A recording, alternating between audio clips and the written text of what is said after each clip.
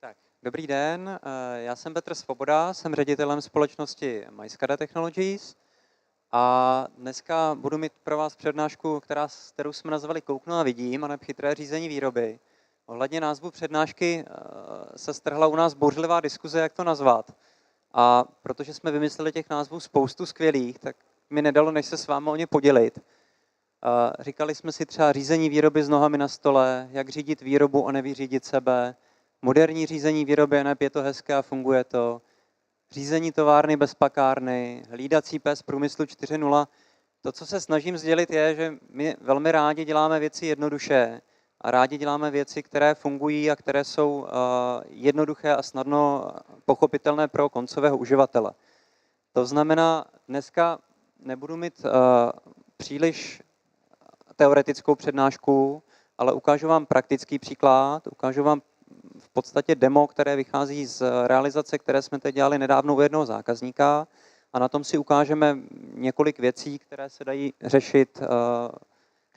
řešit z hlediska řízení výrobní linky nebo řízení továrny. Možná začnu průmyslem 4.0, ono je to dneska hodně skloňované, hodně se o tom povídá, každý má nějakou představu o tom, co to je, co to není. Já mám docela rád takový vtip, který mi přijde, že to poměrně hezky vystihuje. Nevím, jestli víte, jaký je rozdíl mezi průmyslem 4.0 a sněžným mužem. Ví to někdo? Je to tak. Stejně jako průmysl 4.0, tak sněžného muže zatím ještě nikdo neviděl, ale každý o něm mluví. Takže myslím si, že jsme přesně v této fázi. V podstatě to, co my jsme řešili v rámci posledního roku a půl, tak můj kolega, kterého vám potom ke konci přednášky rád představím, je to, že jsme objížděli výrobní závody v České republice, ptali jsme se údržbářů, ptali jsme se seřizovačů, ptali jsme se managementu a zjišťovali jsme, jaké jsou reálné potřeby v českých továrnách, v jakém stavu je v podstatě v dnešní době výroba, a snažili jsme se najít praktické funkce, které nám pomůžou aspoň v rámci českých podmínek se dostat aspoň na úroveň, řekněme, 3.0 nebo 3.5.0 k tomu, aby jednou tady Industry 4.0 mohla být. S čím jsme se setkali? V podstatě všude nebo ve většině provozů se řeší traceabilita výrobků, sledování uživatelských zásahů, ale nejenom sledování, ale i řešení toho, jak ten uživatelský zásah ovlivní výrobu. Samozřejmě výpočet statistik výroby, OE parametrů, provozních parametrů, řešení prediktivní výdržby, řešení paperless výroby a samozřejmě velké téma, typicky v českých továren nemáte jednoho výrobce strojů, jednoho výrobce PLC automatů, to znamená samozřejmě vždy je tady krok ohledně sjednocení technologie ve výrobě. V podstatě, pokud se vám podaří ve výrobě tyto problémy vyřešit, znamená to, že se vám podaří zoptimalizovat výrobu, zvýší se vám produktivita a logicky se vám sníží náklady. Takový konkrétní příklad, první řešení, kde jsme komplexně nasadili náš systém, který řeší všechny tyto části, bylo ve společnosti Vibracustics, kde se nám podařilo snížit výrobní čas o 12%, a zároveň s tím se zvedla produktivita zhruba o 10%. Já teď přejdu k praktické demoukázce. Ta demoukázka vychází z projektu, který jsme dělali teďka nedávno. Je to projekt pro asi nejznámějšího výrobce hraček na naší planetě. Určitě ho všichni znáte, já bohužel to logo tady zmínit neumím a nemůžu. Takže ani ty data, které uvidíte, nebudou z reálného provozu, ale budou tomu velmi podobná. To, na co se teďka podíváme, tak je v podstatě taková ideová představa toho, jak je možné řídit semiautomatickou linku. Je to linka, kde se kombinuje robotika nebo plná automatizace s ručním zásahem. To znamená, je to pak technologie, která je klíčová z hlediska časování a z hlediska zásahu uživatelů. To znamená, vybereme si jednu konkrétní linku. Ten systém je velmi jednoduše rozčleněn do modulů vzhledem k tomu, kdo s ním pracuje, ale vzhledem k tomu, že ten systém je univerzální, je velmi jednoduché a velmi snadné ho přizpůsobit potřebám té konkrétní výrobě. Já začnu tím základním, a to znamená, to je živá vizualizace. V rámci MySCADA systému, který sami vyvíjíme, a jsme česká společnost, která ho vyvíjí, tak jsme schopni vizualizovat data, jsme schopni vizualizovat v podstatě jakékoliv technologické procesy, tak, jak je potřebujete. Kromě vizualizace jsme schopni ty procesy samozřejmě na dálku řídit, to znamená, můžeme s linkou pracovat, můžeme se kouknout na nějaké detaily technologií. Celý ten systém funguje na základě webu, to znamená, může to zobrazit v běžném prohlížeči. Je to škálovatelná vektorová grafika, to znamená, je to podobně jako když kreslíte v AutoCADu, se zoomováním se vám nestratí detaily. Má to tu výhodu, pokud si to zobrazíte takhle na velkém plátně, je to dobrý, pokud to zobrazíte na tabletu nebo na svém telefonu, stále můžete tu továrnu pohodlně ovládat. To znamená, základní součástí toho systému je pokročilá vizualizace, která by měla odpovídat tomu, co řídíte na lince. Systém umí automaticky samozřejmě získávat data z technologií, to znamená, můžeme se podívat třeba na spotřebu elektřiny a spotřebu vzduchu. Koukáme se teď na čtvrthodinová maxima, můžeme se podívat na hodinové údaje, můžeme se podívat na měsíční průměry. Když se vrátíme zpátky, velmi jednoduše se můžeme podívat, jak nám ta linka funguje v čase, to znamená, můžeme se podívat třeba na časový průběh, jakou formou vyrábíme, to znamená, vidíme, že se nám tady odlogoval uživatel, vidíme alarmy na lince, kdy nám vznikají, kdy nám končí, vidíme ukončení zakázky, můžeme si interaktivně zoomovat do detailu, to znamená, můžeme se koukat, co se nám dělo v té zakázce v čase. Udržíš to ještě, Pavle? Jo, dobrý. Takže velmi jednoduše máme přehled o tom, co se nám na té výrobě děje. Můžeme tam mít informace o alarmech, informace o zakázkách, procesní informace o změnách receptů, všechno si to ukážeme. Můžeme se samozřejmě koukat na nějaké detaily z výroby. Takže to je vizualizační část. Já se teďka vrátím zpátky. Ten systém má integrovanou správu dokumentace, to znamená, velmi jednoduše můžete vložit do systému dokument a s dokumenty pracovat. To asi není nic až tak důležitého. Systém automaticky umí pracovat s alarmy, já to jenom dám do češtiny. To znamená, systém automaticky sbírá alarmy z linek, zase velmi jednoduchou formou jsme schopni alarmy zobrazit. Můžeme se koukat do historií, to znamená, můžeme se kouknout na alarmy třeba za poslední hodinu. Velmi jednoduše vidíme, co se dělo s alarmy za poslední hodinu, ale můžeme se třeba podívat na zajímavější data, můžeme se kouknout na data s četností, to znamená, vidíme třeba, že za poslední hodinu jsme měli 11krát alarm ohledně zátkování, že celkem trval 50 vteřin a můžeme si to zobrazit třeba formou grafu, tak abychom velmi jednoduše a pěkně viděli, co se nám děje. To znamená, vidíme počty aktivací alarmů a zároveň vidíme i časy, jak dlouho daný alarm trval. To znamená, to je zpráva alarmů. Ten systém umí pracovat samozřejmě i s dalšími části, to znamená, můžeme aktivně tu technologii řídit. Tady se můžeme kouknout na nějakou integraci receptů a zprávy receptur. To znamená, buď to receptury můžete nativně spravovat v našem systému, nebo je samozřejmě možné načítat z ERP systému nebo z nějakého nadřazeného systému. Ten systém umí tu recepturu nastavit automaticky, nebo ji může nastavit operátor. V mém případě nastavíme recepturu jako operátor. Změníme recepturu, už vidíme, že v automatu máme změněnou recepturu. Samozřejmě, kdyby to bylo v provozu, potřeboval bych se přihlásit. Takže zadám super bezpečný heslo. Tak, už jsme přihlášeni.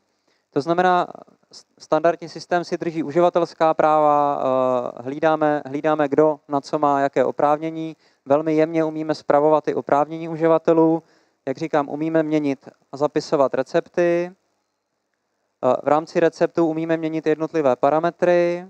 To znamená, teď si změním jednotlivý parametr receptu. Samozřejmě mohu si ten recept i v online režimu editovat. To znamená, kliknu si na editaci.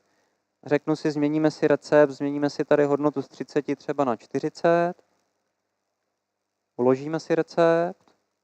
Když se pak koukneme zpětně, tak si můžeme kouknout na aktivace receptů, to znamená, tady vidíme všechny aktivace receptů, to znamená, když jsme změnili výrobní linku, zároveň vidíme, kdo tu výrobní linku změnil.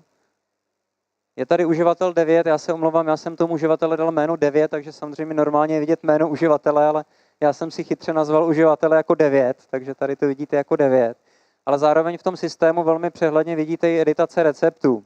To znamená, vidíte, tady jsem poprvé změnil recept jako nepřihlášený, podruhý jsem ho změnil také jako nepřihlášený a pak jsem ho změnil jako uživatel 9 a můžeme se podívat přesně, co jsem v tom receptu změnil. To znamená, můžete se i podívat, jakou hodnotu jsem změnil a můžete se i v systému podívat, jaké jsem změnil procesní parametry pro ten automat, to znamená pro tu vyráběnou technologii. To znamená, velmi detailně můžu sledovat, co mi uživatel na ty lince dělá, jak se chová a jaký to má důsledek na výrobu. Zároveň v systému velmi jednoduše umíme přihlašovat uživatele pomocí čipových karet, to znamená, můžete použít váš běžný docházkový systém na to, aby se vám uživatelé přihlašovali. Má to zase výhodu proti klasickým heslům. Tu zkušenost v průmyslu máme takovou, že heslo kolegovi dáte, většinou to není problém, ale kartu už mu většinou nepůjčíte. Takže to je správa receptur. Modul pro údržbu, velmi jednoduše snažíme se nahradit papírovou údržbu, to znamená, jsme schopni v systému, vzhledem k tomu, že používáme pokročilou grafiku, jsme schopni vytvořit v podstatě jakoukoliv formu formuláře. To znamená, tady si konkrétně vyplním nějaký formulář, který na ty lince probíhá jednou týdně ohledně kontrol. Pokud mi nějaká kontrola neprojde, zapíšu poznámku. To znamená, jsme schopni nahradit papírové formuláře. Ve chvíli, kdy uložíme, ten systém nám automaticky uloží ten formulář, zároveň nám dá informaci o tom, kdo tu úpravu provedl, kdy ta úprava byla provedena a v historii se na ně můžeme podívat. To znamená, v tuhle chvíli už se koukám v historii a koukám se, jakou formou ten formulář byl vyplněný. Pokud fungujete třeba na iPadu nebo na mobilním telefonu, je možný třeba přiložit i fotku technologie, ale velká výhoda je v tom, že v podstatě ten report, který ten údržbář vytvoří, tak je svázaný s konkrétní technologií, je svázaný s konkrétním časem a s konkrétní vyráběnou zakázkou, pokud je to potřeba. Zase můžeme se na to podívat buď tou formuláře nebo jinou formou, tohle je forma tabulky. Samozřejmě tabulku můžeme velmi jednoduše vyexportovat, otevřít si třeba v Excelu. Hezký na tom systému je, že v podstatě my vás netlačíme do toho, jak ty procesy mají fungovat, nebo jak přesně ten systém nastavit, ale přizpůsobíme se tomu, jak vy to potřebujete. To znamená, máte-li současný systém, máte-li současné formuláře, neboli máte-li současný systém, jak vám funguje údržba, tak ten systém se umí přizpůsobit tomu, jak to funguje, a ne, aby vy jste měnili vaše procesy nebo technologie. Velmi jednoduchý modul prediktivní údržby. Systém automaticky umí detekovat motohodiny, umí se automaticky počítat motohodiny na základě toho, jestli ten systém jede, automaticky si je vyčítá z automatu. V případě, když jsou to třeba lisované formy, tak automaticky počítá počet vlisů a umí vám zobrazit další plánovaný časy údržby, ať už v minulosti nebo v budoucnosti. To znamená, vy si můžete naplánovat optimální údržbu, ne podle toho, kdy si myslíte, že je to optimální, ale opravdu podle toho, kdy je to optimální, podle toho stroje. A ten systém vám to velmi jednoduše ukáže. Tady je příklad týdenní údržby, 4týdenní a roční údržby. Když jdeme dál, tak samozřejmě ten systém umí sledovat živé statistiky, to znamená, tu výrobní linku v našem příkladě jsme si rozdělili na 10 částí. Každá ta část sleduje rychlost, to znamená výkon linky. V tom konkrétním příkladě, kde jsme řešili tuhletu zakázku, tak je to semiautomatická linka, to znamená, ten výkon linky je kombinace robotů a kombinace živých lidí. A ten systém se snaží nejenom zobrazovat vám ty živý data, ale snaží se vám i predikovat, co se bude dít, jestli v podstatě splníte normu, nebo v případě, jaký budou problémy z hlediska splnění normy. To znamená, tady se koukáme na nějaká živá data z technologie, Můžeme se podívat samozřejmě na nějaké statistiky, tady se můžeme podívat na statistiky, jak se nám mění rychlosti v průběhu zakázky. Tomuhle grafu se říká boxplot, velmi jednoduše vám ukazuje v podstatě statistické rozložení času. Velmi dobře vidíte, že když ten proces je, nebo část toho procesu je dobře nastavená, výkon je vysoko a zároveň je rozptyl velmi malý, velmi jednoduše je vidět, kde ty problémy můžou nastávat. Můžeme se koukat zase velmi jednoduše, řešíme časy na lince, to znamená počítáme například časy prostojů, to znamená online vidíte, jak vám ta linka jede z hlediska živého chodu, jestli vyrábí, kolik času vám strávilo v nevýrobě a z jakého důvodu to bylo. Těch možností, jak se na ty data koukat, je opravdu mnoho. Můžeme se na to podívat třeba nějakou formou 3D grafu, kde vidíme rychlosti v čase z hlediska aktuální zakázky, ale ten vizuál nebo ta konkrétní forma, jak zobrazit tu technologii, je opravdu čistě na vás, co vám vyhovuje a co potřebujete pro tu danou technologii.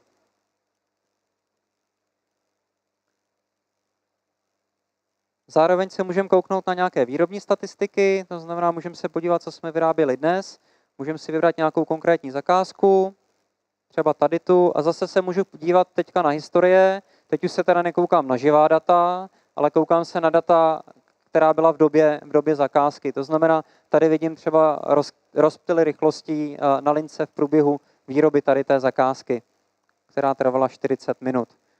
Můžu samozřejmě se koukat na zakázku zase třeba z hlediska rychlostí, z hlediska času, z hlediska toho, co se mi na ty lince dělo, to znamená, mám kompletní přehled o statistice, vidím, co se mi dělo se systémem. My jsme tady nasimulovali relativně hodně alarmů, ale ten systém se umí velmi hezky podívat i na konkrétní detaily, jak to časování probíhalo. Vidíte tady konce, začátky zakázek, změny receptur, to se můžeme podívat potom. Vidíte tady alarmy, jaké vám nastaly v době zakázky. Velmi jednoduše vidíte četnosti, vidíte uživatelské zásahy, ke kterým došlo, změny receptur. Můžeme si to zkusit, koukneme se třeba na poslední hodinu. Koukneme se nějaký uživatelský akce, jestli tu máme. A změny receptur. Zkusíme to takhle. Tak tady třeba vidíte, nastavovali jsme receptury, to znamená můžeme se v historii v čase koukat na změny receptur.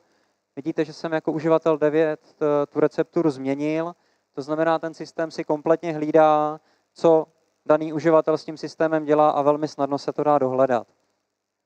Můžu se kouknout i na živá data, to znamená, můžu se kouknout na každý vyrobený kus, který v té výrobě byl a samozřejmě ty statistiky se dají počítat zpětně. Tady vidím třeba čas a vidím tady každý vyrobený kus plus nějaké změřené parametry. To znamená, mohu to dělat tou formou, že v podstatě, pokud je to diskrétní výroba, můžu logovat každý vyrobený kus a statistiky počítat zpětně. Pokud je to kontinuální výroba, umím to počítat nějakou formou markerů. To znamená, je možné to dělat i tak, že v podstatě ten systém vám zaloguje data a veškeré statistiky, historie a limity se řeší post. To znamená, můžete si s tím systémem hrát. Je možné tomu systému říct, pokud změním limity a meze, o kolik mi například naroste zmetkovost v tom daném systému. Takže to jsou věci kolem výrobních statistik, jak jsem říkal, časová osa, mohu se koukat do detailu v čase, jak ten systém fungoval, jaké jsem tam měl problémy, co se s tím systémem dělo. Vidím tam velmi přehledně jednotlivé části a jednotlivé detaily. Správa uživatelů, jak jsem říkal, kromě toho, že samozřejmě uživatelé se mohou do toho systému logovat, ať už heslem nebo kartou, umíme spravovat uživatele na lince, to znamená, umíme řešit i to, kteří uživatelé nebo kteří dispečeři vám pracují na tom daném výrobku nebo na té dané lince. Umíme pak i svázat, kteří operátoři vám na lince dělali a jaká byla výkonnost té linky. To znamená, můžete se pak zpětně podívat, že uživatel Pepa vyráběl v průběhu posledního měsíce tyhle ty konkrétní zakázky a jeho výkon byl o 10% menší, než jsou ostatní operátoři. To znamená, můžete jednak jít podle výkonu stroje, jednak můžete jít podle výkonu operátorů. Takže to je takový rychlý přehled.